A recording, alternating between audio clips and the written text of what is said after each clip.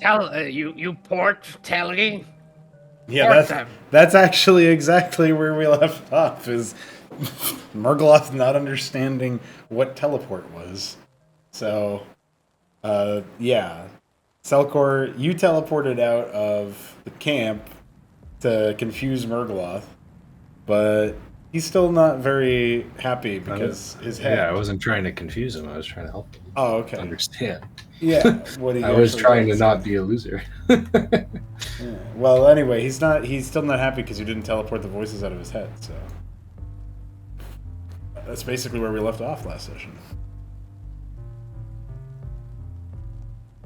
We What did Murgloth say?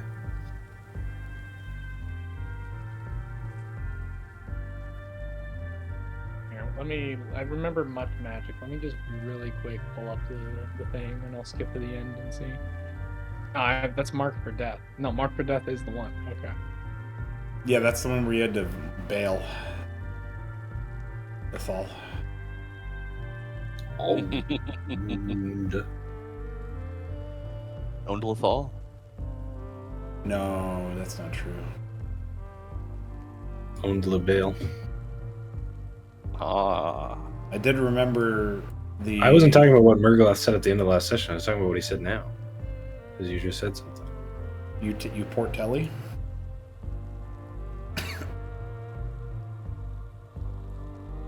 Oh yeah, disclaimer, I am slightly sick, so if you hear me coughing or whatever, I apologize. Just for the recording, that's all. I was gonna start talking. That was literally our cliffhanger, was fucking summon voices out of head. Okay, that's accurate. Yeah. Okay. Last session, you said I found 2 scrolls, but I haven't identified them yet. Yeah, that's correct. I believe we left off with that being something you'd have to do during downtime. I think they were handed to your. They were handed to you from your from Selkor, is what I remember, because Selkor found them first. Yeah, I gave it to him. I don't think there's an actual scroll item aside from the consumable ones. Yeah, but I can probably fabricate one real quick, and it just be not useful for anything until you identify what it is. Okay, cool. I just want to make sure it's in my inventory because I will forget. Right. That's what the inventory is for. So that nobody forgets. Do you see, you creature? I am very capable of magic.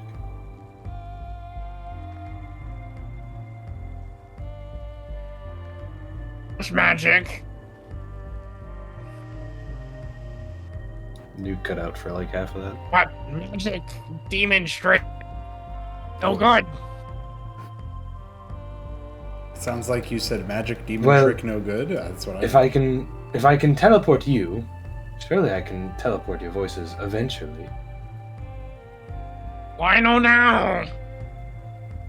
Well, think about it like this. When you punch and you scratch and you claw and you fight and you bite, all night long, you get very tired, don't you? Sometimes. Then voices scream, and then you'll sleep. Wander. Beat again till collapse. Yes, and then you have to get stronger. Correct?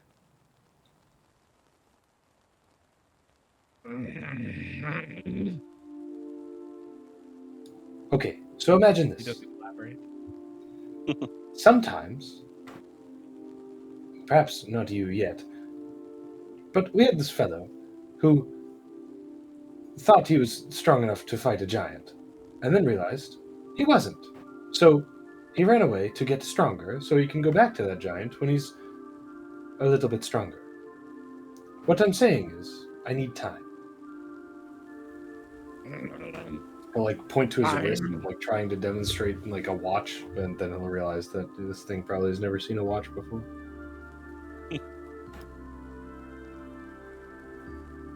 Time.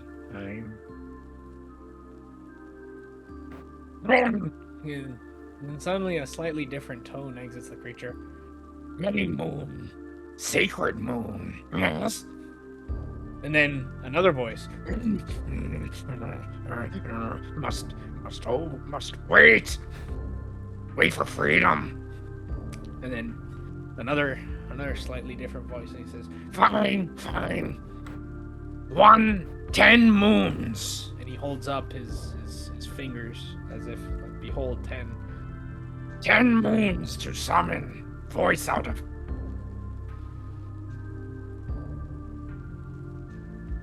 He'll like kind of look past him to his brother behind him, and he'll just kind of nod and say, "Sure, 10 moons."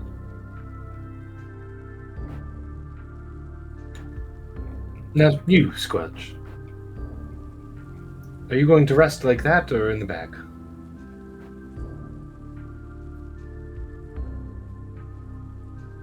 Squelch will return back. And then Squelch will shrink down and go back to the bag. And he's wet again. He's a bag. Water spirit small. But become big. You, little magic, but become big magic. Yes? Yes, many things are growing in power around you. Like voices.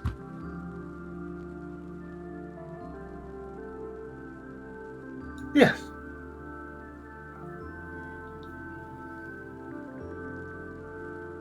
Noticing the other elf behind him, Morgoth turns to Theron. Elf thing. You have word? Even better, my small friend. Theron will reach into his pack and then present you with a ration. I have food. Morgoth goes up to your hand and sniffs deeply. Would this be something that is appealing to Morgoth? Is it just like a typical meat ration or bread ration or something like that? Yeah, it's probably like some dried or some like some hard bread that probably has some like nuts and herbs in it.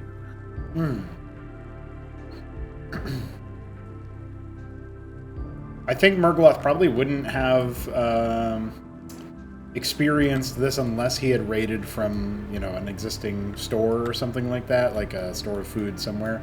The what it seems like to me for his kinds of people is they wouldn't really be bread makers, so it'd probably be fairly new and perhaps of interest.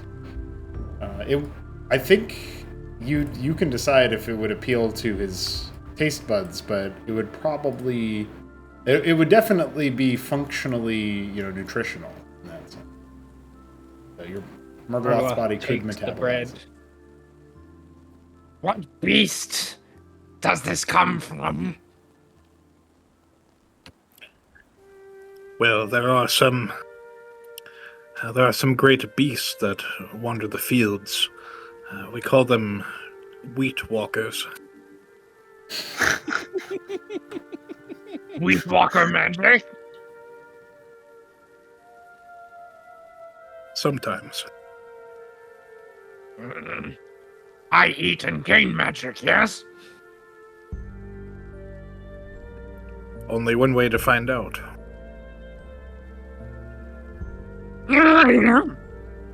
Scarfs it.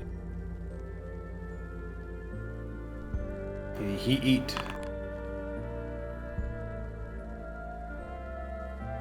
Feel nothing.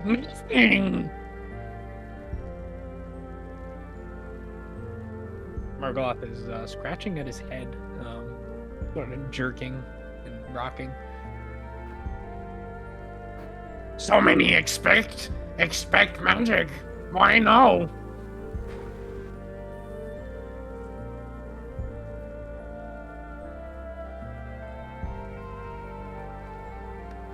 You have to wait for it to digest. Digest? Will I kill Jester? I'm going to go back to the tent. And he's going to rummage through the tent using that 15 investigation check from you. Yeah. And I'm assuming Squelch is within the bag by now, but it's okay if he isn't. Maybe he's eating horse. I think Squelch is in the bag. Yeah, he's prepping, is what he's doing. Theron will lean down a bit towards Murgloth and he will say, "Do you like the voices, or do you want them to go away?" Go away. He cries. If you serve me, I will make the voices go away, but it'll take time. You have to trust me. Yes, 10 moons you have, along with other elf thing. This is known.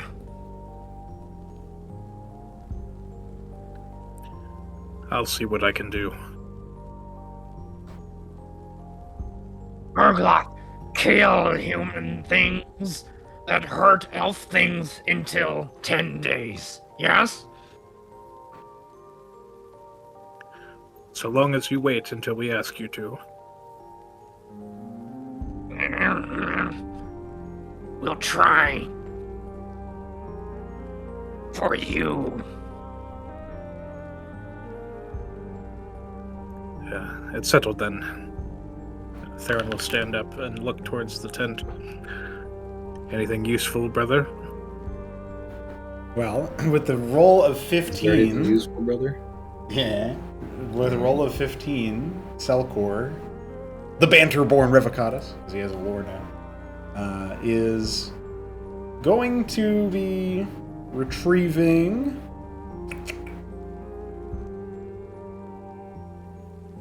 an additional minor healing potion, which I will add to your inventory now. Okay. And... oh. Okay, enough coins to effectively be 6 gold pieces worth. Perhaps it was the shift payment intended to be doled out amongst the guards, or perhaps it was one particular guard's... I added that to my inventory, so don't double add it. Yeah, I mean, I could, but... I mean, It just reminds me of when I sent Han Mono the prize pool for his first show match. He was like, I was like, I sent it. And he said, I received it, but you could send it again if you want.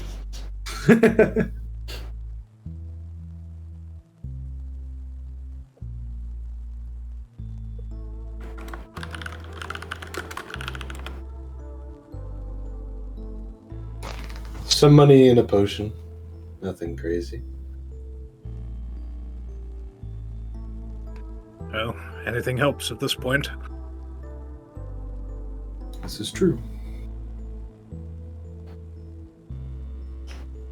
We march or rest? Murgloth march far. Keep marching. Never tire.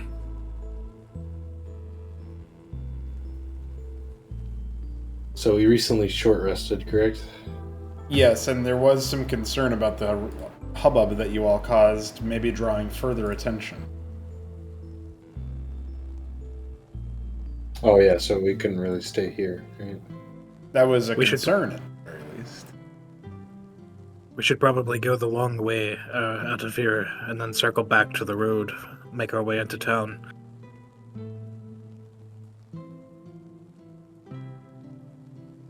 Yes, if only there was a way to tell if they sent a hunting party or something. But it looks like they had plenty of food, so... creature, we march. Keep eye up a hunting party. I do this. We do this. Yes, Murgloth. you seem like the type who would like to lead the way. Would you like to lead the way?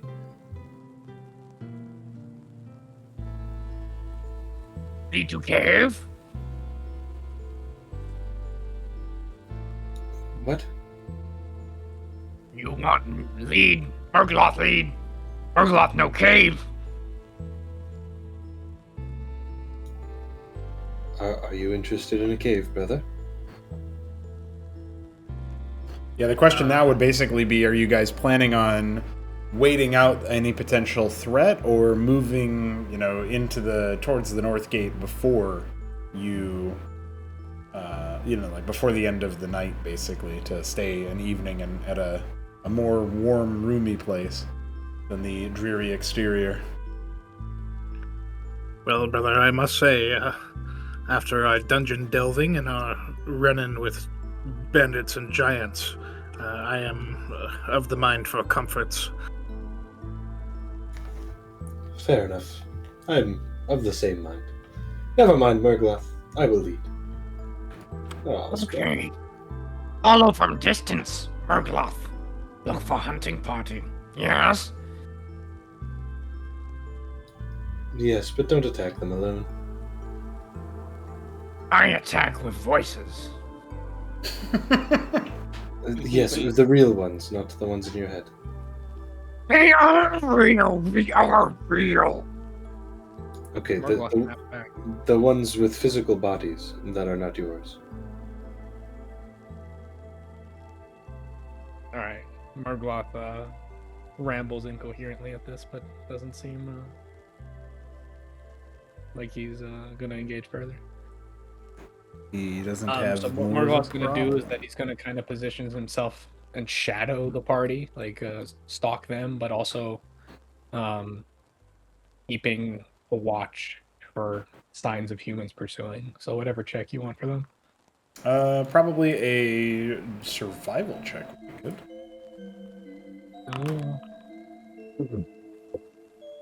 Well, I'm proficient, so that's actually a 5, so it's actually a 7. Well, you won't trip and fall over, so that's good.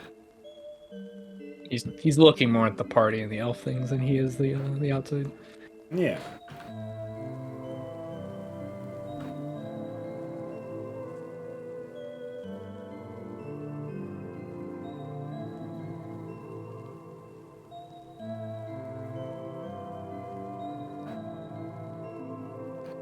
All right. Well, your journey away from the campsite will perhaps take you. I'm guessing you guys are gonna sort of take a circuitous route back to the main road, so as to not arouse suspicion. Is that the current plan, or were you guys just gonna try to get right back onto the main road as quickly as possible?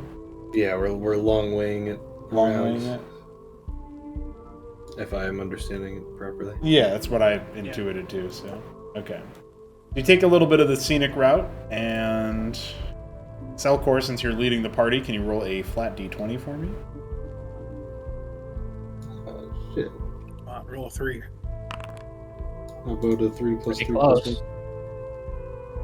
1? What's with the 7s this early? Well, if 37. we roll enough, we get a jackpot. That's a lucky number for Darian. Yeah, that's Veek, dude.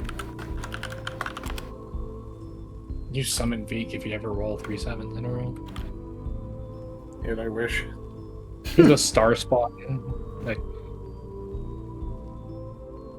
kills the unjust or something. I don't It know. would be really funny if we had him for a session. Like, I just for no reason, I'm like, hey guys, I need to do it at like 12 noon. You guys make it? And then he shows up and just star spawns and says, hi. In his normal high voice that he does. He just And says, then we all hi. die. Dude, Star Spawn, Inventor, Artificer. Yeah. Amazing.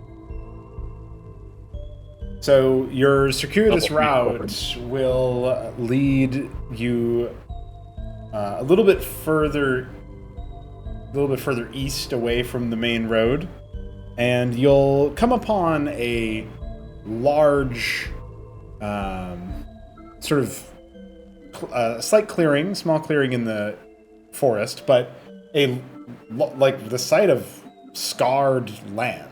It's recently been burned, perhaps. There's scorch marks, and they're in a few wild, different places, as if you're stumbling upon the scene of a recent conflagration. Not unlike if someone had been using firebolt or other sorts of fiery spells, or perhaps some sort of incendiary munition, but either way, it's feels a little out of place compared to what you would expect to stumble upon in a forest. You can choose to investigate further if you would so desire. Being some minutes away from the campsite now may afford you some stability and obscurity from any search party. But you can also choose to just continue on and get back to the main road.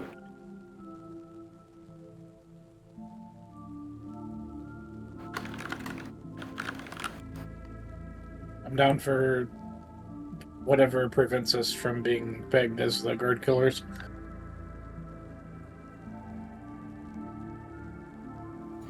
I think the safest bet would just march all the way to the town. Yeah, I think it makes sense to stay on path here. Okay.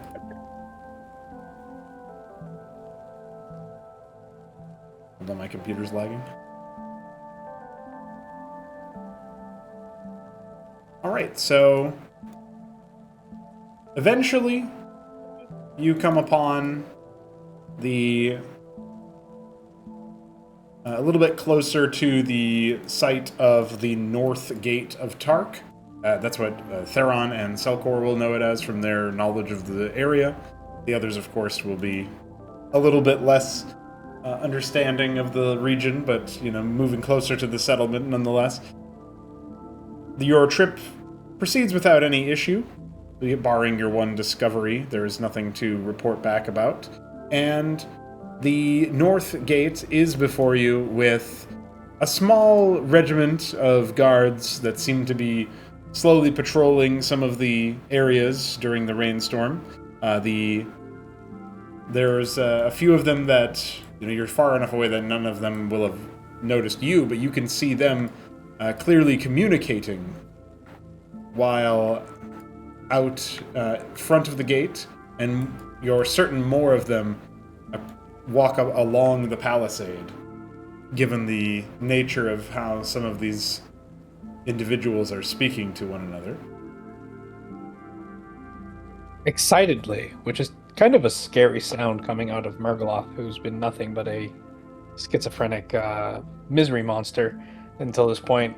Murgaloth bursts out of the foliage towards the party and says, I find human man things. Are you referring to the ones that we can all see? Yes. I find for you.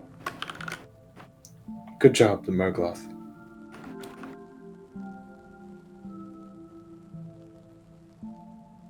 Find to kill?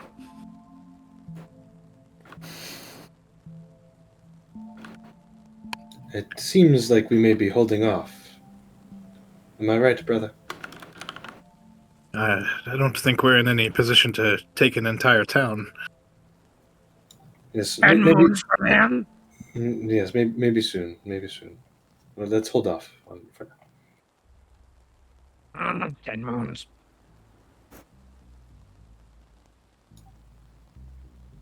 He'll whisper to his brother before moving on. He'll say, "Do you think he knows what comes after 10?" If we're lucky, he won't count the nights that have no moon. I like your thinking. So you'll all continue on after this? Oh, shit. Murgaloth only knows zero. number 10. He only knows the number 10. What if he knows the number 10, and then he knows that after that is the next number that he knows after that is 100 or something? He only knows a couple numbers. He only knows numbers that start with a 1 and end with a 0. 1,000 moons.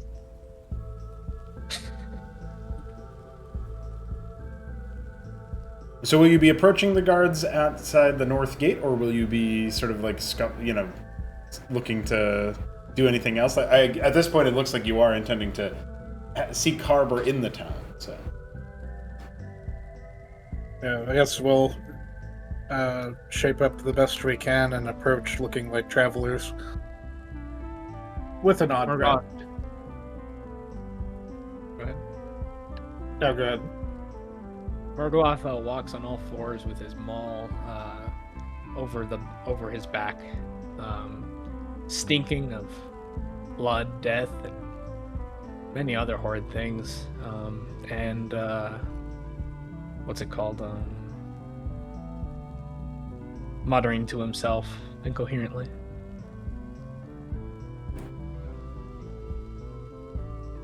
He kind of comes up next to Selkor, a little bit behind him. Theron will cast Prestidigitation on your maul so that it has a fresh linen scent. And what about the rest of him? That's Just all the right. wall. Yeah, Just the maul. that's just the mall. You will notice that the maul is of much finer craftsmanship than you would have expected from a creature that's wearing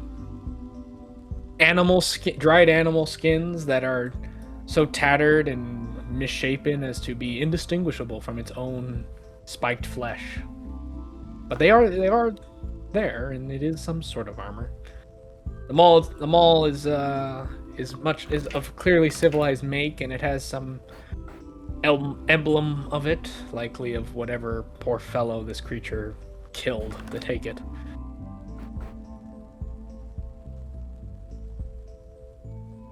And now it smells of lemon.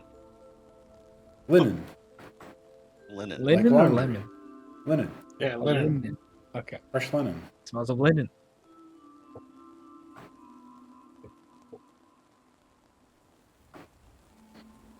So, in that case,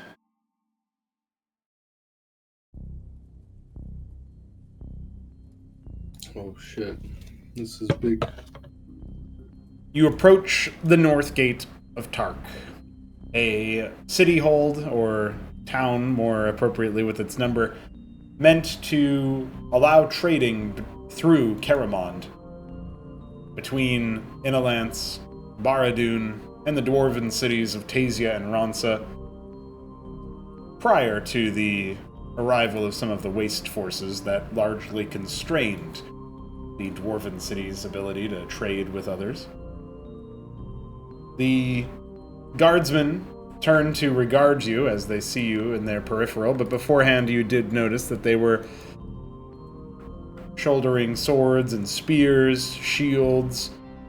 They seem appropriately armed for things that may come out of the woods, but they initially regard only Selkor and Theron.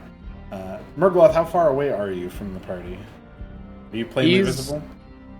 He's behind Selkor, but like walking like a dog, kind of behind him, sort of thing. Okay. Oh, and it looks like in this particular zone, I did not have Squelch attached, so now I can do Yeah, that. that's why I moved. I just had a few. There you go. All right. So, okay. So Squelch is in the bag, but I'm sure observing however best he can.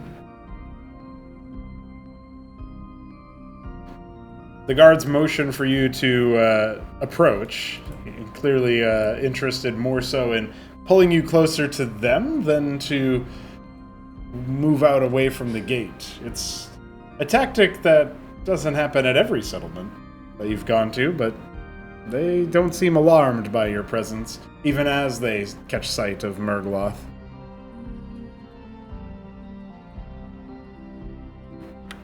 All right then. What's your business here in Tark? Hell, we are here seeking refuge from the roads. We have been traveling for some time and we're waterlogged and hungry. Well, so long as you've got coin, no reason not to allow you to patronize our businesses. No reason except, of course, that you're a lot of elves and carrying, perhaps unsavory company, shall we say, brothers? Gets a chuckle from the guy next to him. You do overhear a little bit of shuffling from above the wooden palisade. Theron will meet his smirk, and he will say, "Well, you see, my brother here has taken up a bit of monster taming, and this is his latest experiment, you could say." That right? Yes, guardsman, meet Murgloth. Magic elves, elf thing. 10 moons. 10 moons promise. Orgloth serve. 10 moons? What happens then, huh? That how long you've got him tamed for? I believe that's how often we have to feed him. Orgloth hungry now. Magic hungry. He's a little eccentric. Please step back, Murgloth. But Murgloth does obey. He smacks his head 3 times with his left hip. Right. He's ranting at air. You're gonna need to demonstrate that you've got some control over this one. A little bit more fastidiously than has been shown so far. Then, once you pay the toll, you'll be right in. A troll? No sea troll. No, there is no troll, Murgloth. Why troll talking?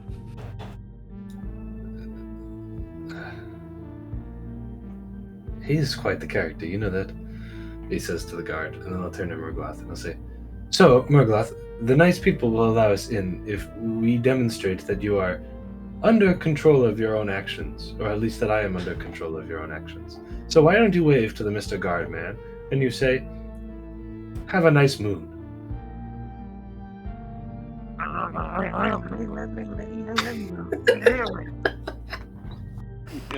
It's about exactly what I wanted.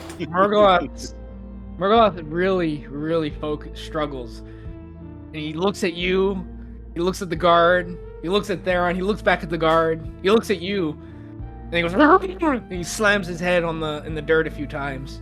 And he looks up to the guard and says, and then with a very unnatural movement, waves his hand. It's a very disjointed movement that looks like it should be dislocating his hand. But he waves and he says, "Nice moon.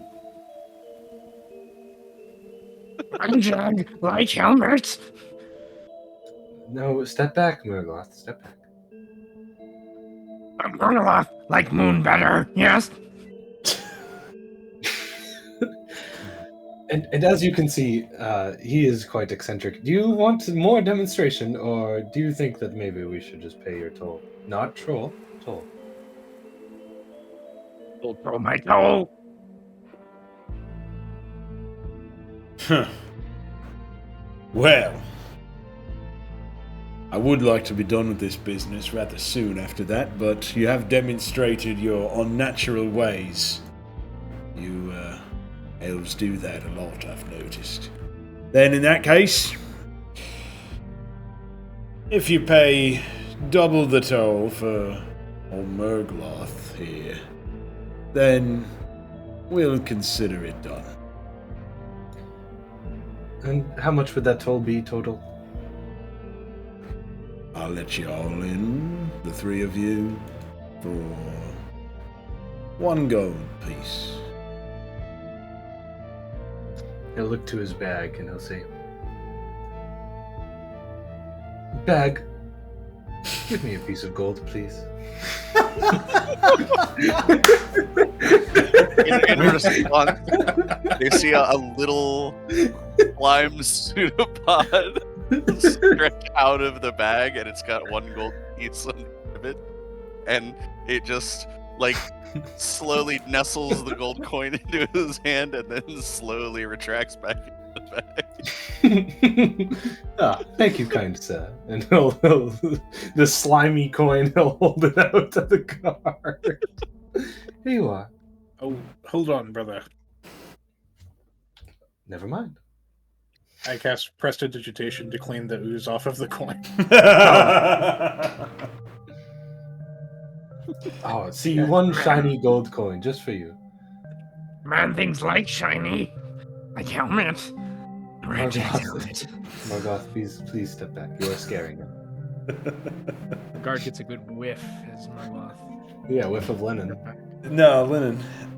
Yeah, linen. That's what I said. I said it with an L, with an E, like John Lennon instead, because I'm silly. Oh, I thought you said it with an E like. Okay. I don't remember the first name. Imagine. It wasn't Actually- Alexi, though. Can I give this guard his slimy? Yeah, sorry. I was really trying to autistically remember who Lennon was. So the guard says... The guard is aghast at the stench of Murkloth, and also aghast at whatever just happened to your coin, and then looks at Theron polishing it, and it's just... It's like a series of dumbfoundedness. And then he deliberately but slowly, and you can tell cautiously, extends one gauntlet forward and just holds it out for you to drop it into his hand, while his free hand raises his spear up and does a silent pattern and clearly intended to swing open the gate, which does promptly begin. Instead of dropping the gold, Selkor will place the gold in his hand in one motion as he shakes his hand as well and says, "Nice to meet you. What was your name again?"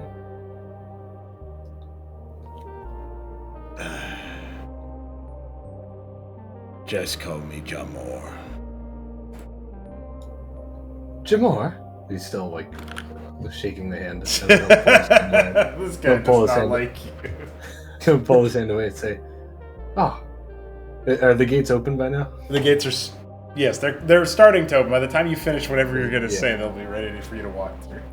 I'm sure my bag likes that name.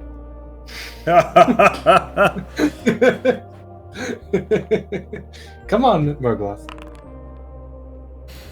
Man needs to,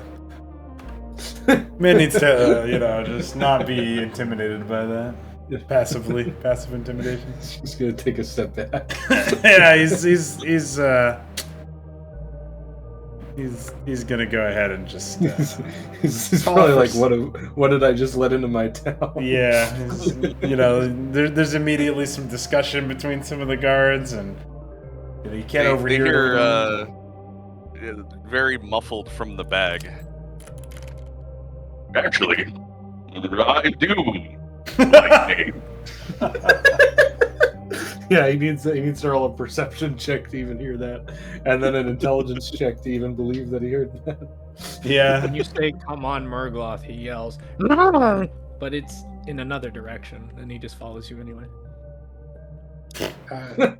Theron will also shake Jamor's hand, and with a smile, he will say, "Thank you for tolerating us. It is my pleasure to have been Jamord. Heaven is in Desorian night." Can't Jafar be? That's not his name, though. Absolutely Jamord, dude. This guy's fishing for his Have it in this Desorian night. I'm not even the last of the Mohicans, says another guard. All right, so there's two ways we can do this next part. Would you like to explain your, walking through the initial sort of palisade and all of that, or are we just moving on to you guys entering the city walls from this? Because there's an in-between stage before you get to the city. But the guards it's mostly just going to be guards looking at you and then telling you, no, you can't come up here. So I'm offering the not including that so that you guys don't accidentally TPK. But You can skip that. I think Yeah, let's skip that. all right, yeah. Murgloth is just gonna be muttering schizophrenically. Okay, that's and following along. All right. In that case, time to make sure I actually have your guys' tokens in this next map. So, you will come upon a town with a sort of it's built off of a large sort of riverbank that itself seems to feed into a waterfall further on down the mountain. Visibility is quite poor in away from the lights of the city, so it's difficult to exactly place all of the details, but for sure this is a city that has seen a number of you can tell immediately by looking at it that it's seen a number of attempted rebuilds. There's been many houses that seem to have been added on post hoc, or perhaps partially destroyed through some event or another. And on your way through the palisade, you notice a number of, large rocks that appear to have recently moved, indicating that rock slides themselves could have even been a potential problem for the area. But the town itself seems to be a fairly quiet place at this hour. Only a few sets of lights, torch lights, still seem to be lit, but helpfully there is a pair of guards that are immediately there at the sort of entry point to the town, standing beside a statue that is almost the spitting image of a human guard. Sorry, I forgot about that door. I like that. I like the scene setter that it's closing because there are some crazy people walking by. That's exactly what it was, Wink. Are these guards approaching us, or are they just hanging out? Well, I'm giving you opportunity to, maybe flavor how your arrival or approach. But if you don't have anything of particular import to mention, then I can just go ahead and take the lead with the guards. It's still pretty dark out, right? Obviously. Yeah. You guys are talking about like middle of the night. A lot of people would normally be sleeping at this time. All right. You have to squelch me, but also, Selkor would approach and say, "Hail, friends, and where might we find a place to rest?"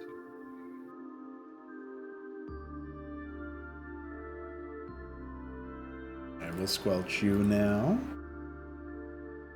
Oh, shit. What's up? You're gonna squelch him. Yeah, I'm gonna squelch him, dude. That does remind me of the BattleNet command. So, what's Theron doing on approach, and then what's Murgloth doing on approach?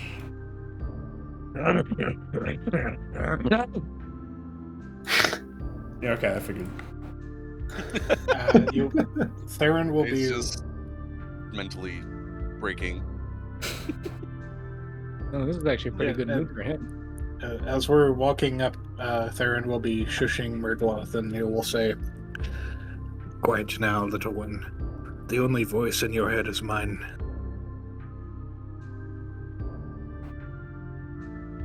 Are you casting a spell on him? No, I'm just saying that. Roll deception. Roll a deception check, make him believe. Oh shit. 20. Okay, that's gonna be versus an advantaged insight. Oh shit. Shit, nat 20 better than a dirty 20. That's too bad. He's like, you really want to believe him. But maybe like one other voice finally says something that makes you see makes you see that it's not true. I still scream. Magic, please, please, magic. He grips your robes. There's a stain where he grabs. Please. Wait until we get to the bedchambers. Sentences you definitely don't want the guards to be hearing. looking at the guard to his left, he's going to say, I promise I'm not with them, just ill fate. Where can I go for a bit of eat and rest?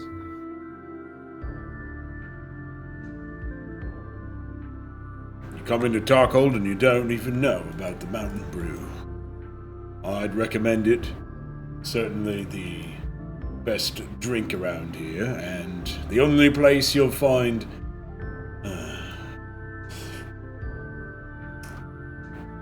chambers for that. For what? I'm not with them. Which way should I go? I tried for you. I tried for you. Okay. The other guard will sort of see the situation arising and take a step further forward, and will say, These first houses are all residents. But if you head straight behind me, take a right, and then past the well, and take a left, you'll eventually find yourself at the largest of our structures. That is the tavern. Okay. Thank you, kind guards. Come along, you two. Well, he wasn't with them. Don't they need follow? I forget if they're on his light as a cantrip. oh yeah, I guess you guys are probably going to need some of that. It's fine if he doesn't, I can just torch. Some of the blood stains on Murgloth glow in the darkness.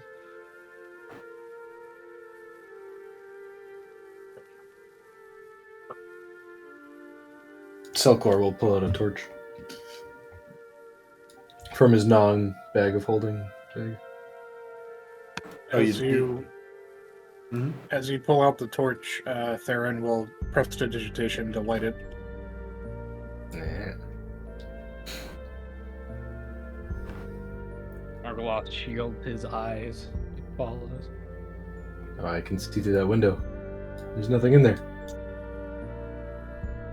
That's what you think.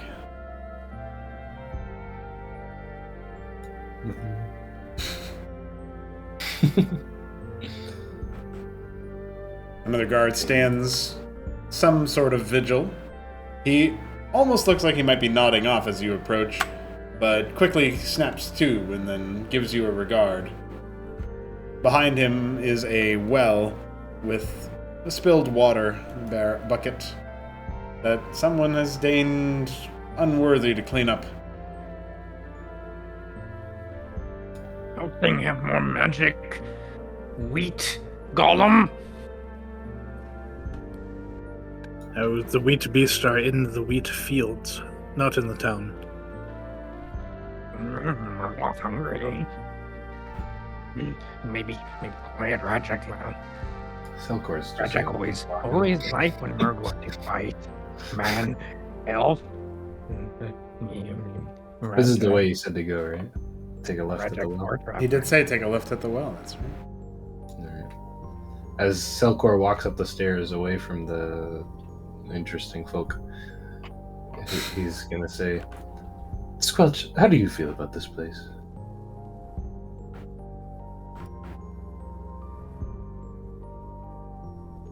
It is very different being in a town without everyone screaming. And then I turn the corner to guards.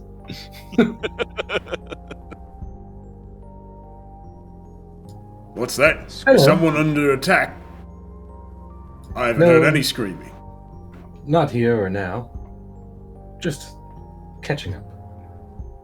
We go past here. We Fire find training. he's our eccentric friend. Look at him. And then he'll say, I'd rather not. Definitely don't smell him. I was told that if I go past you guys, we'll find the biggest building with the food and the drink and the sleep. Ah, yes. And he gestures to the structure immediately behind him. You probably want to wrap around past the fountain. Straight south to it. You'll see the entrance. You'll have to knock, but don't fret. I'm sure someone will answer. Thank you, sir.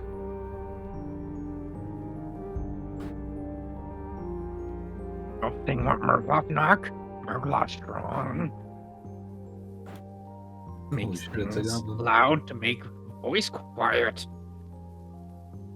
As you guys approach, you will see a goblin sitting in a statue that is holding a tome, clearly signifying some sort of knowledge or education. He's just kind of chilling in the little vestibule there. And he looks over at you guys, but says nothing. With a message to Theron before he approaches the door, he'll say, I don't suppose you want another pet? Theron will respond in message and say, I think I preferred my last pet, brother. He'll chuckle and won't respond otherwise, and then he'll say, Squelch, have you ever knocked on a door before?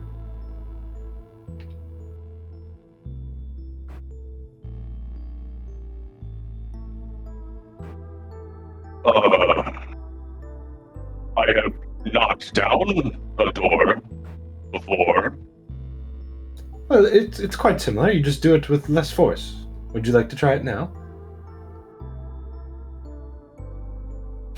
Sure. Less force. And then he sees a couple of tentacles come out of the bag, and then they just slam against the door loudly, but don't knock it down. So it's just like bum bum bum bum bum bum bum bum or whatever. Yep. Like he's playing a drum, but on the door. I think that got their attention, and he'll step back and take another look at the goblin before looking back towards the door patiently. The goblin has a shocked look on his face. It looks like he's just seen somebody commit suicide.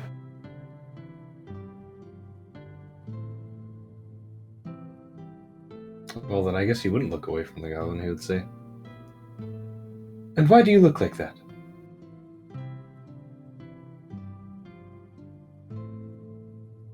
You no smash down the door. And you no knock polite on the door. You do bad middle ground thing.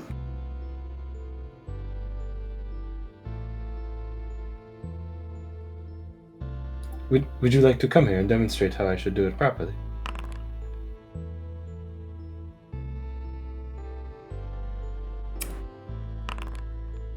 I think I'm gonna pass. Is green thing food? Goblin thing. Still looking at the goblin, he'll say, We'll wait and see how the rest of the night goes. Bite my tail, monkey boy.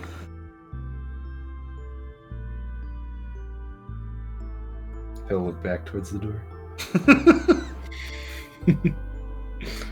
So a slit of the door at around roughly eye level will open up, and somebody's steely gray eyes will be peering out at you, illuminated by the torch lights from both you and the establishment. And in a rather confrontational voice for what is likely supposed to be a tavern keeper, you'll hear, What do you want?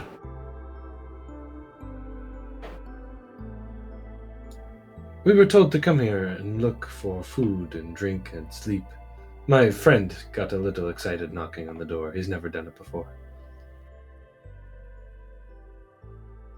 Do you normally travel with such friends as that? And his eyes cast us over to the swaying, whispering Murgloth. I travel with all sorts.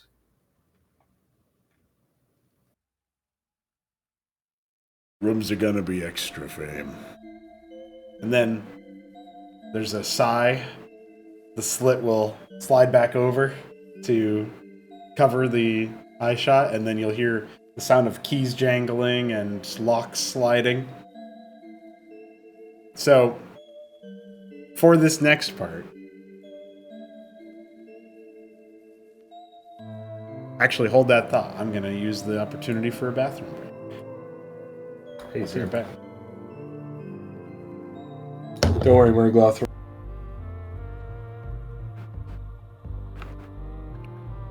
Try not to murmur too much in your trance, brother. The little one will think you're speaking in his head.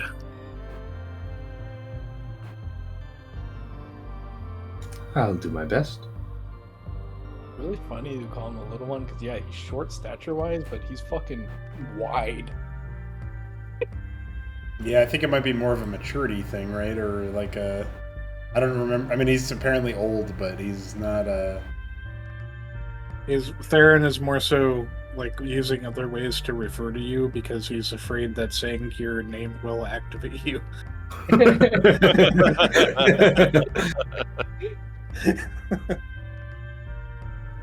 Yeah, maybe Murgloth just thinks we're talking about the Yeah, he's probably the talking ocean about spirit. the small water spirit.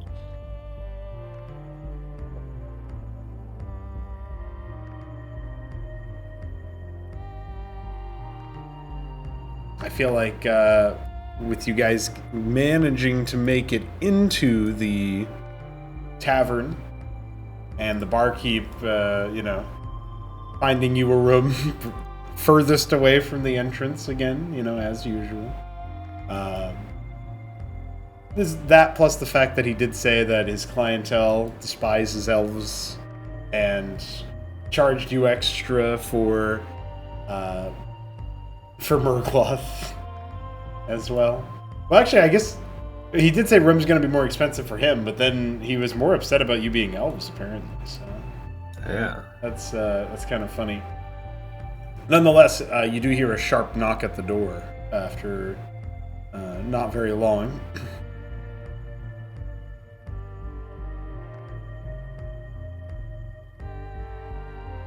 Question is, who's going to get it? Theron will send the unseen servant. As the door opens for seemingly no reason, with no way. The barkeep has returned and he places a tray of food and a tankard of ale. And then a small bottle, fit only for one person, it seems, and sort of gestures at you with it, Theron. And then leaves it on the tray as well. That must be the stiff drink that you requested. It would imagine. Perfect. I've been needing this. And before he can turn to leave, you will see the entire tray be picked up and levitate through the air towards Theron. I thought you might do something like that.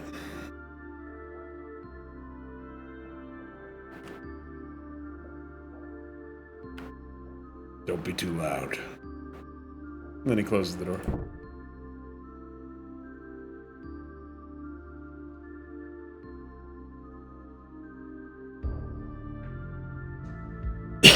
Oh, I'm black. I can't see anything.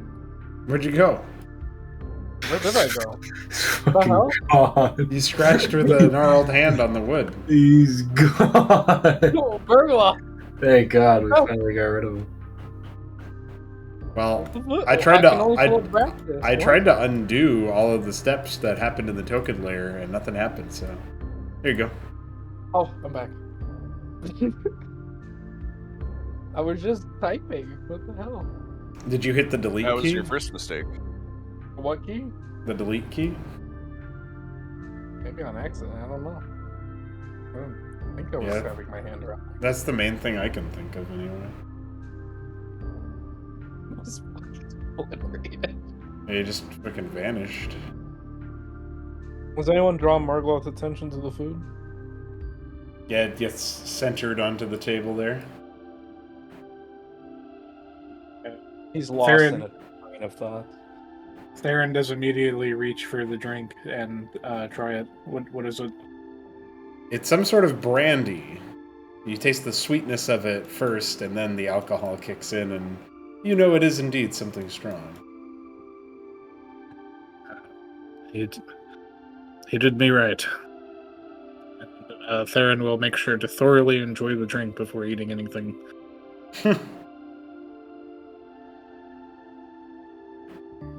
Now that's it.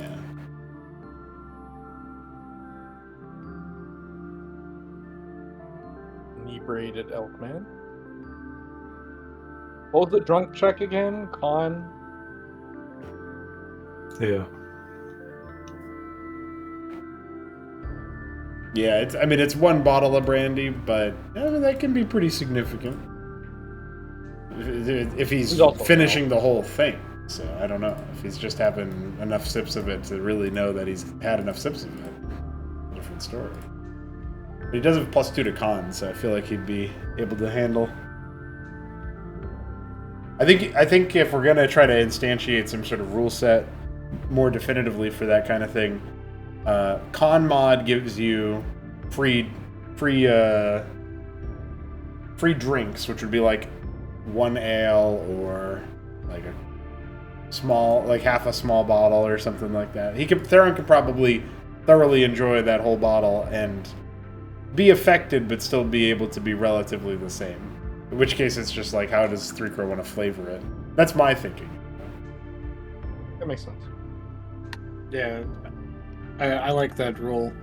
Imagine like a stiff drink probably counts as like 1.5 or 2, so he gets through it, then he eats some of the dinner, and he's kind of, if he takes it slow, he's good, but he like definitely feels good. Right. And so with Murgoloth rubbing his head and hand into the wood, support pillars, which is a great thing to do. They're sturdy See enough, but you know. It's a fat fucking toad just. In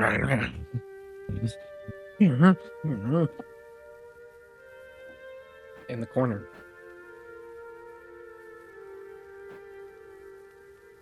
The man who was so ardent about being hungry, now seemingly oblivious to the food on the table.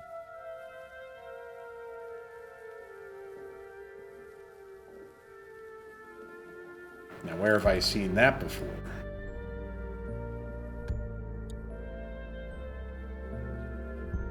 Theron will, before beginning his long rest, he will sit on the bed and he'll spend a little bit trying to look at the scrolls that he got. Oh yeah, good idea. Now, does your arcane lore there doesn't give you anything that would be relevant to the effort of trying to identify a scroll, right?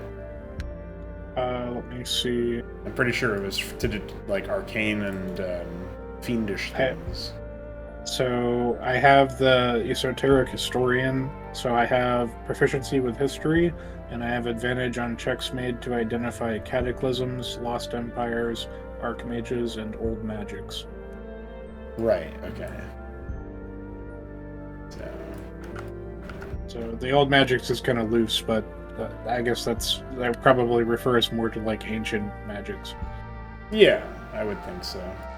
So then the only question really is, what are you thinking about? Can you tell me how, from your knowledge and experience, scrolls of a sort are particularly like found and identified in that way? Well, it's so like arcane casters do everything through formula and script. So every wizard might have their own personal style of notation or formula, but it all ultimately ends up doing the same thing, which is manipulating the arcane to cast a spell. So if it's a higher level spell than something I can cast, then maybe I might get the gist of some of it, but I can't quite understand what it is because I can't cast it yet, so I don't know. If it is something that it would be a level of I can cast, then maybe I have to spend some time per level of the spell figuring out how what it is. It's kind of open there, and then obviously if I had the identify spell, then I could just identify the scroll using the spell, but I don't have that yet. Right, okay. Yeah, interesting. So the reason I'm asking that kind of question is because I'm curious specifically right now about what you guys think and what Threekra thinks as well about, is there rules at all? Is there any stipulation at all for if the kind of spell that it is not an arcane spell, but of a different class, a different kind of magic user? Let me see if there's anything rules as written, but I think the idea of the scroll as an item is that it's intentionally made to be used by anyone. Got it. So being able to identify it is pretty part and parcel then. It maybe should be harder for to be identified if it is from another class, like a cleric spell or something. Unless he has some sort of proficiency with religion or something related to whatever it is, right? Like if it's a druid spell that's not shared with the wizard spell list, then he needs to understand, to have an easy time of it. He needs to understand some skill related to druid magic.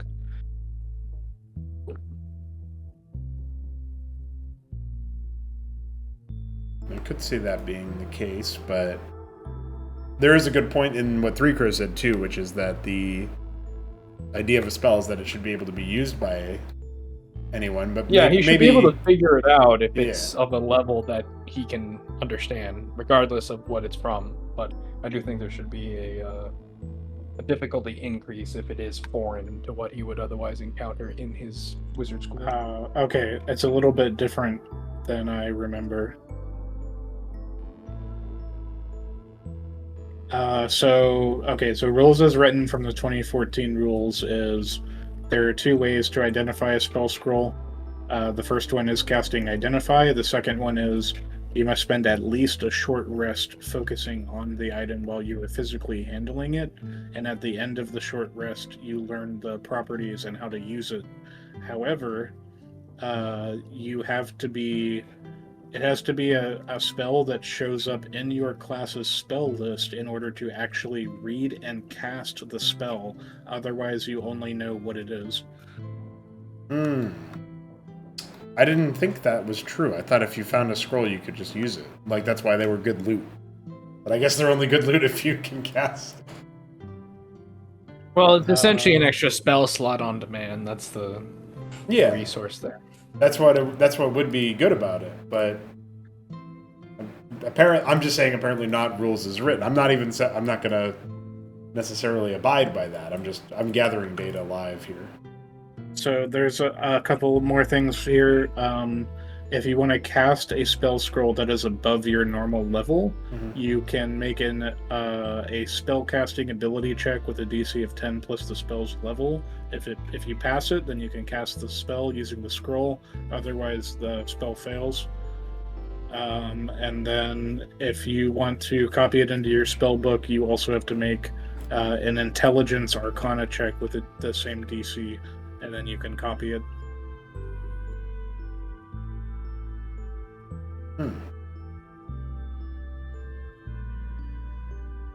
Following the same copying rules as normal. Right. Well, I think that if you are as fanatically determined to increase magical understanding and power as Theron is, then there should be some kind of mechanism that would allow him to, at the very least, identify what the spell is, even if he's not able to cast it. But I think if you have a scroll of something,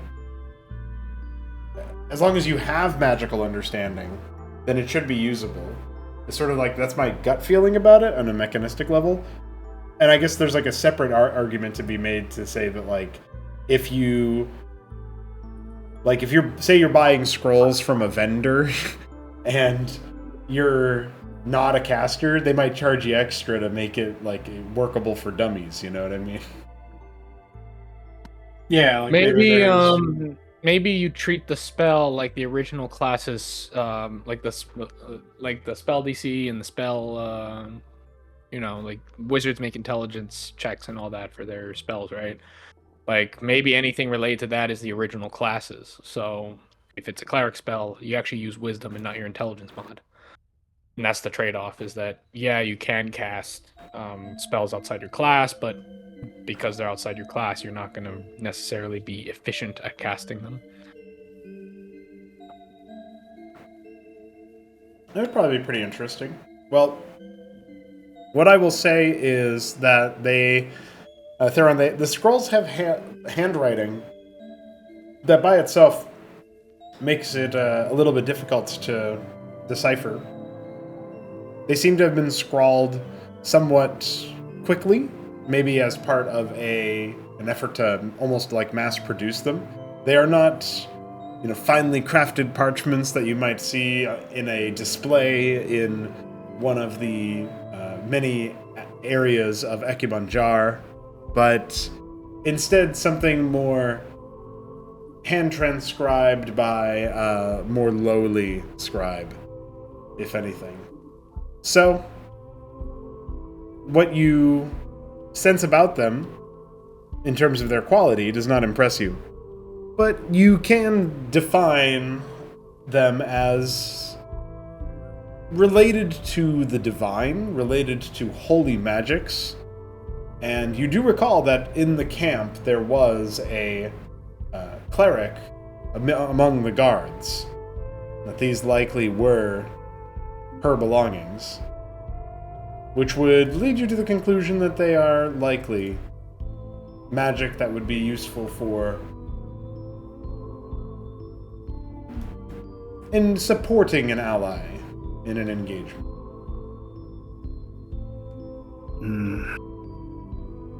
Not the greatest haul. Perhaps I could sell them. He'll put them away back in his pack.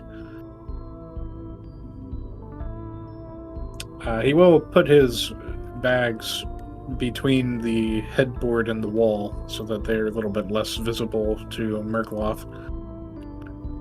And then he will take a cross-legged position on the bed, glance around the room once, and then try to enter his trance.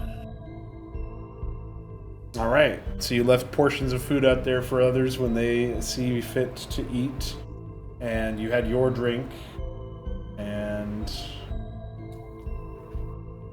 I got a question. Yeah. Can I roll a Arcana or something check based off of the build or history of this bag to help me learn more innately about it? Yeah, we'll say that this can be an Arcana check and a history check, because you're going to be. This is like a. Is this a long rest, or what are you guys planning on? Yeah, we were long resting.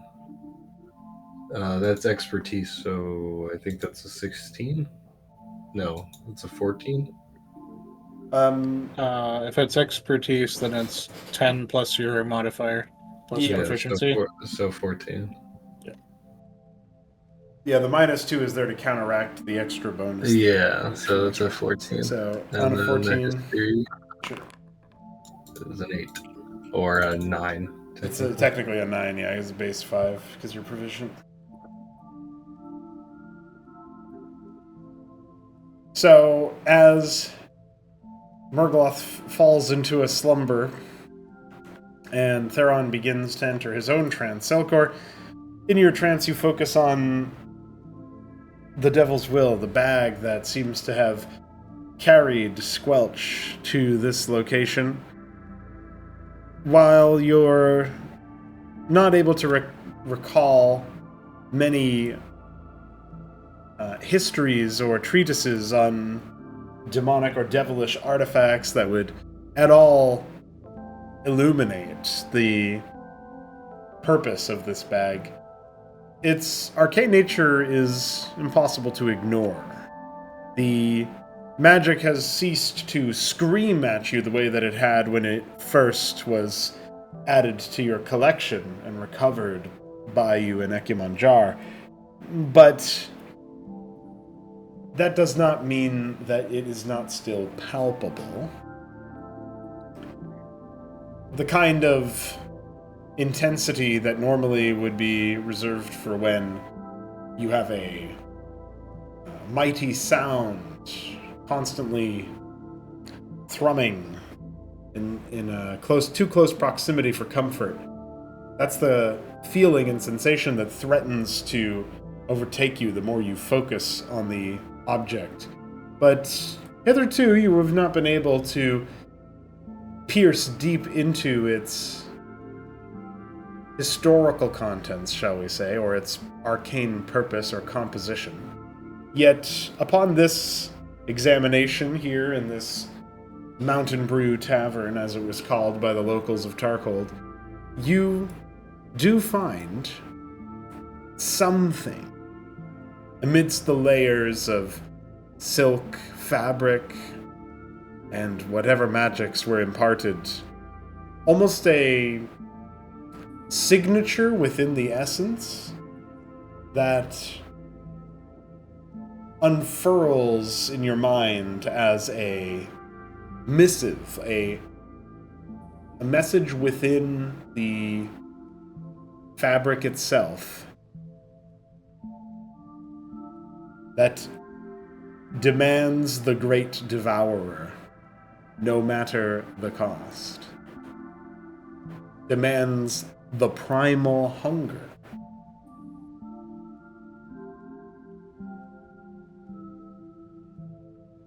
That's all you're able to identify in this moment of your trance. But the demand is not welcoming. It is almost oppositional. You know not what is demanded, in what way, and what the purpose of the demand is once it's fulfilled, but it's certainly been demanded. Selkor will think on this for a moment and then actually end his trance and go to bed like a normal person. Yeah. And then I'll press the long rest button. Long rest time. Squelch, you have two different parts under two different beds. How are you liking it? The beds are even on like a nice carpet and stuff. You're absolutely ruining it, but that's okay. It's pretty good. Squelch very much enjoys the safety of being protected under a thing and being in two places, so that if someone were to attack him, he could get behind them and attack them in turn. How long are we resting for?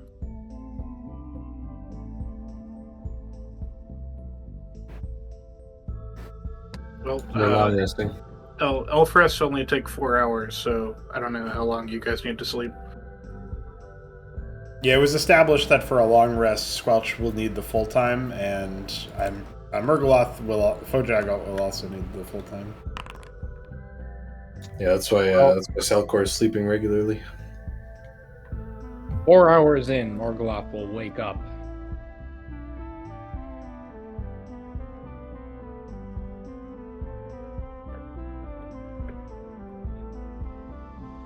Okay.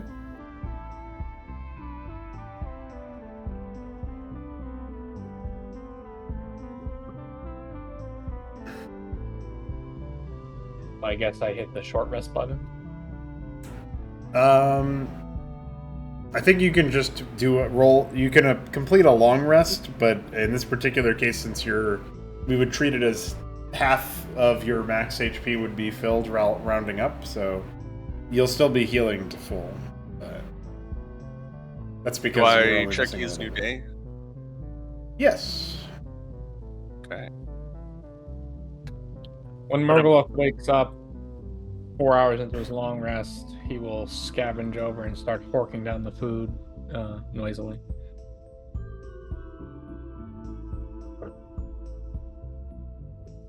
All right. How has Squelch slumbered? Well, I guess Squelch will be slumbering for a little bit longer, but how is Squelch slumbering?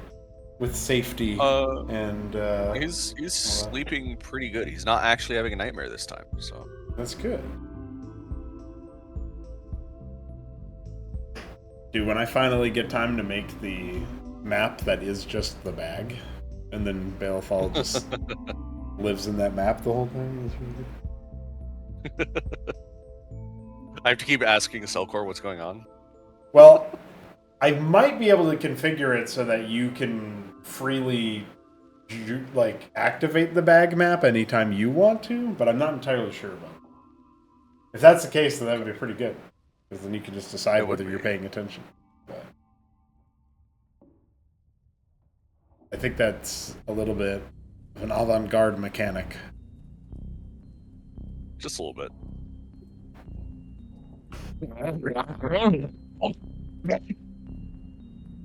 All right, so here's where the rules get iffy. Are the elf trances 4 hours, or are all elf rests 4 hours? Yeah. Elves are considered to have long rested after 4 hours, is my understanding. Okay. They're kind of busted. All elf party is pretty good.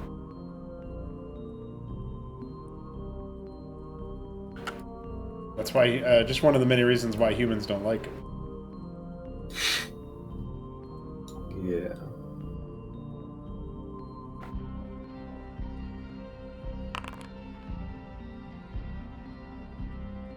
Murgaloth is loudly whimpering, and he heads towards the curtains. He opens them and looks at the moon. The sun has begun to rise, and where the goblin once was, there is now a small but growing immediately close the curtain. Gathering of individuals, humans mostly, that seem to have started business. However, there is no moon. The sun has replaced the moon in the sky. After 4 hours? Well, it was already like 3 a.m. when you guys got here. Oh, okay. It was the dead of night. Murgaloth holds on to his crow, looks at Selkor.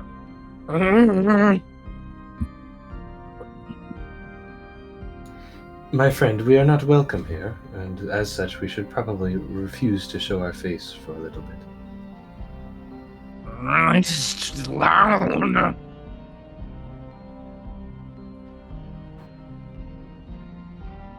We will go outside soon as the water spirit is awake.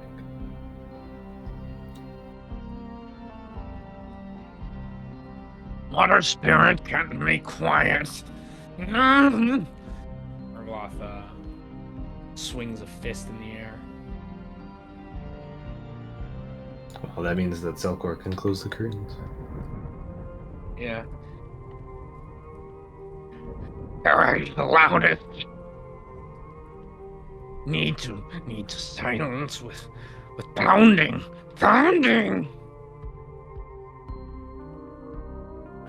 Silence with a loud thing?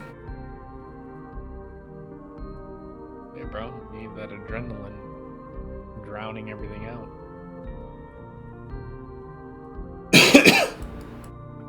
Yeah, that makes sense.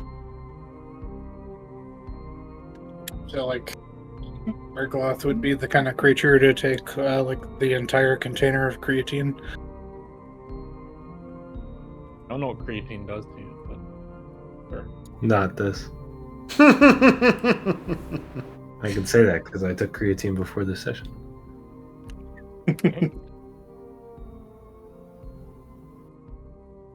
He knows about it. What are you guys going to be doing until ye old water spirit wakes up? After Theron gets up, he will spend some time quietly reading one of his books on the bed. Selkor will actually approach Theron and say, "Do you think we could study some spells? I don't want to give up everything I learned."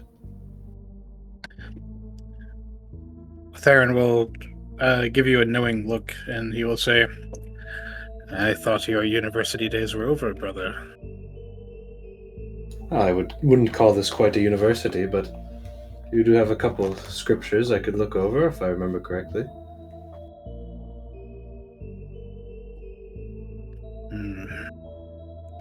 Well, what is it that you are trying to learn? Nothing in particular. Perhaps I could just look over those scrolls you found and see if I can recognize anything from the old days. That was like 2 weeks ago. Fair enough. Theron will fish out the scrolls and give them to you. They don't have to transfer inventory, I'll just give them back, but I will study them on my bed for a bit. Man. I don't know if you want me to check it or if you just want to roleplay it. You can roll an Arcana check that will flavor how it goes, but not necessarily impact the outcome. Alright, that's a 14. He seems to be losing the argument. A lot of things. Yeah, he's losing a lot of things, not just the argument. Just wanted to be sure. You catch a glimpse of him saying, No kill man thing, but green things. Find? No. Yes. The fact that Discord does struggle to keep up with Murgaloth is very entertaining. That's kind of funny because it just allows me to roleplay as if Selkor is struggling to keep up with me. Yeah. I mean, it's kind of good. It's just, it's really funny that it works out that way. stunted speech on top of stunted speech. Could be a fun listen on the bed. Yeah, it's like melted speech more than, I don't know how else to describe it. But in any event, so these scrolls are definitely not of a typical kind that you would find in your university days, as your brother referred to them as. These scrolls are actually here to provide divine aid. One of them, you get the sense, is perhaps a bit more of an opportunity to mend wounds, but the other is a little bit harder to fully comprehend after expending your energy on the first. Perhaps after expending his energy on the first, he'll say, "Oh, these scrolls might be far too helpful than I typically am used to for magic." And then he'll try his best on the second one, but as you said, he will fail.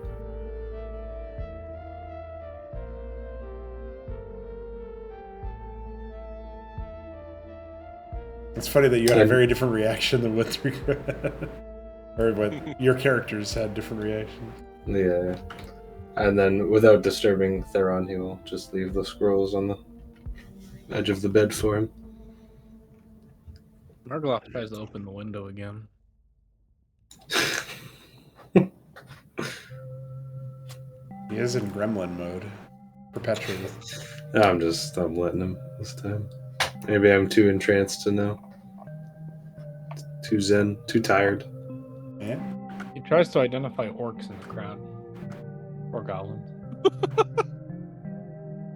Give me a perception check. You guys better pray this is not a net 20. It's a 9. Murgaloth, you don't spot any goblins or orcs. It seems like maybe those only hang out here at night when the moon's around. Not bothering to close the window, Margaloth says. Hey, nothing to hunt, nothing to kill. Now be quiet. Him desperately trying to reason with the voices. No, I can't wait till we feel it. Silkor gets really good at message and he just starts messaging Murgloth, but as one of Murgloth's voices, so it just sounds like a normal voice. Yeah, 3Crow, what are the rules about messaging? Like, is it really obvious that it's your voice? We tried that before. It's a whisper in your ear. Yeah. So you can imitate. I don't know how loud it would be. I don't know if you can change the volume necessarily. Yeah, I have to wonder if anybody but a trained practitioner would be able to tell the difference between a message and a ventriloquist. Right. Well, a ventriloquist can be heard by multiple people. But if you're a ventriloquist and you can cast message, Oh, then you can make somebody think that they heard something offensive, and everybody else is like, "What's your problem, man?" exactly. That's really good. There's a fucking evil campaign character right there. Would that be a bard? Like, I'm trying to think about the character class you would have to be in order to be a ventriloquist. Bard would be a good Bard candidate. makes sense. Yeah. You could probably be like a not Pact of Shadows, but you know the evil bard subclass. There's a shadow bard or something. College of Shadows, and it's like you change your face and all this other stuff. So your whole thing is just you're just fucking with people. Yeah. Probably some sort of fey race that enjoys trolling humans or something. And scaring the shit out of them. One can only hope. Is Squelch well rested? I'll say Murgloth manages to hold out against his violent urges until the water spirit makes it. Gulch is probably well rested. I think this is going to be the most rest that Squelch will have had in some time. This is true. Well, other than the thousands of years of Yeah, willful Or however rest. long We should it's probably been. we should say like intentional rest that he didn't fucking get locked away about or whatever. get annihilated by. Listening to the obsessive thoughts of a weapon master. That does things to a man. Or a Squelch. Does things to a demon too. Undead things. Whose voice was that supposed to be? The guy who put Squelch and Raxus together. Oh, yeah. Alright. As Squelch awakens, Salcor will say, "Well, I hope you rested well."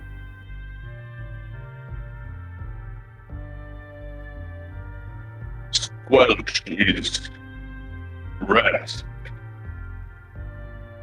Is Squelch hungry though? Squelch always hungry. Squelch can hear the voice of one of the creator spirits. Oh, that was the voice of one of his like eaten people in No, his stomach. you got to think about it more like he just needs to announce. Yeah, he just needs to announce his hunger. Selkor will say, "Well, I don't really want to be in this room much longer. It's starting to smell."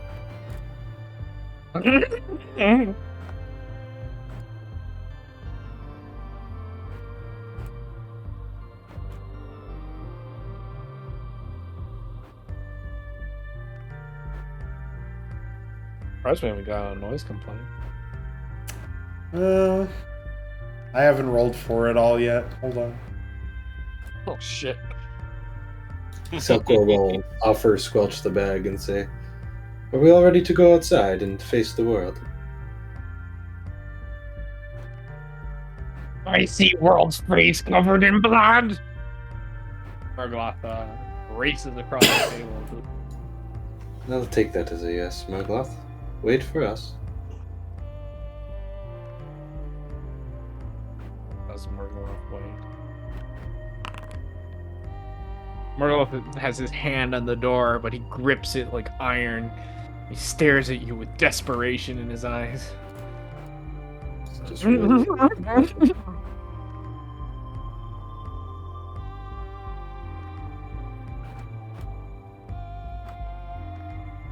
Is Theron also ready to rock? Milky sweat goes down his, I guess, scales. Why is it? Yeah. Yeah. Yeah. That was going to be more enthusiastic than I heard the word milk. Yeah. Yeah. Yeah. You know. It's because he's it's for those who don't know, it is actually a thing. He's stinky. Yeah. Yeah. He's also. I swear I heard somebody say yeah again. Yeah, that was me. Oh, okay. Just had to make sure I wasn't going nuts. Alright, well. If Squelch is in the bag and Theron is Yad, Selkor will look to Murgloth and say, "Okay, you can open it, but just try and be calm."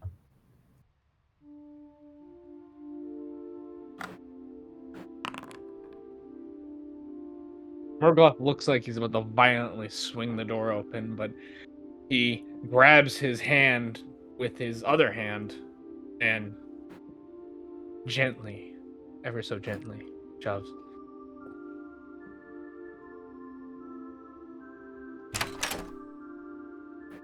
Two burly greenskins stand before you, their axes in hand, and they seem to know exactly what they want. That's the one. Get him. And they gesture towards Murgloth.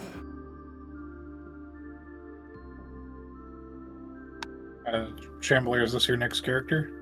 No, but it's our next Murgloth draws his cliffhanger. maul. That's pretty good. Man things, no die. Green things, they break. Alright, well, GG's boys. This is the cliffhanger, I'm sure. Yeah. Could you tell?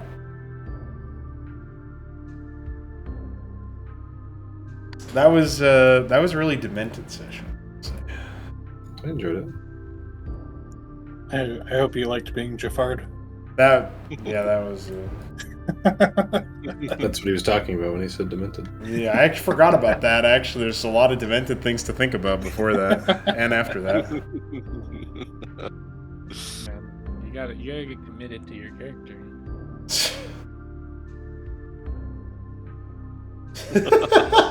I can't agree.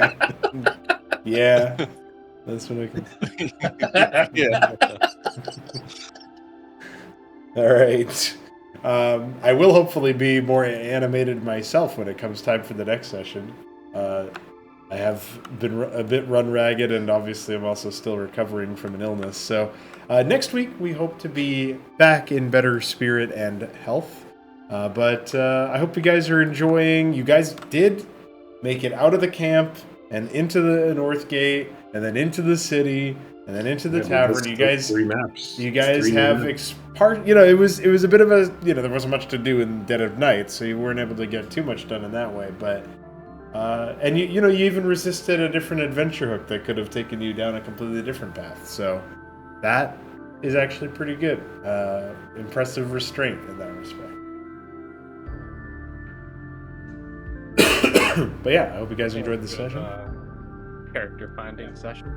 Yeah, you guys, and I'm glad Chad was able to be. This is like background noise, I guess, but or background information. But there was a chance Chandler wasn't able to make it for the beginning of the session, and I was even saying like, well, if that's the case, and you know, he might be an hour or two late.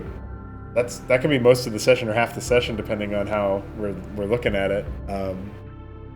If it was the 2-hour case, and so I was like, oh yeah, I guess what we're probably gonna have to do then is maybe we have to do like a waste march or something, and just have Chandler join mid-session. But then he was able to be here from the very beginning, so that worked out just fine. I'm glad about that, because introducing a new character at the end of the last session and then having to have that character be background for a little bit, it would have made we would have made it make sense somehow, but it would have been a little awkward. So I'm glad it worked out this way.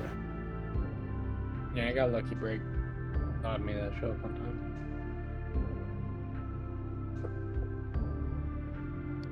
Yeah, well, I had a good time. This, some of it was pretty silly, but I like it. Glad you enjoyed. Balefall, how did you feel? I feel like you maybe didn't get as much screen time as I was hoping to offer you, but how did you actually feel? No, it's all good. I really enjoyed it. Hell yeah. I like the repeated bit of him handing gold coins to someone. Yeah, that was like something we talked about at the beginning, like when we were prepping this shit. I feel like months ago now, and we finally got to it. So there was some catharsis there for sure. Hell yeah, dude. That felt like a destined moment. Dude, as soon as someone said they needed to pay them, I was like, dude, Theron better not get in my way. You better not be nice. Yeah, I have a meme to fulfill. That's right. Theron was gonna try to let you pay first either way because you picked up the gold from the guards. Yeah, that's also why I figured it worked. Yeah, because I mean, you even announced what you found too was included coin, so there's that. Yeah, I also like the idea that Squelch is such a quick learner that as soon as he heard someone else ask for gold, he just automatically was like, "Well, yeah, Selkor's paying." That's my job. That's really good. As like eventually he's gonna be like. I like the idea that he doesn't even really comprehend it, so that he's just like, I can't give you any more. There's no more here. You'll have to give me some first. And then that's like a problem, but he's not thinking of it like that. He's like, you haven't given me enough to give back to you. Yeah, I like the doesn't make sense. Yeah. You must fill the bag again, and then I will be able to hand you more coins. Yeah, I like the idea that eventually it'll be like like I'll be trying to pay somebody and they'll be like, you gotta give me more. And so what ends up happening is I'm like, Theron, give me a piece of gold. And instead of handing it right to the guy I'm trying to pay, I hand it to the bag first, and then it hands it back to me, and it's all slimy. Yeah, the fact that you worked the prestidigitation into it was really funny. Yeah, that's just that being a consistent bit was getting everybody involved. I would count Murgloth in it too, because I feel like he's a negotiating piece. Although he's negotiating against you guys, money-wise, but still. Yeah, there's nothing wrong with that. For now. Until you run out of gold. Alright, well. That'll do it for this session of Omnimaw. We'll be back for more, and, yeah, GG's.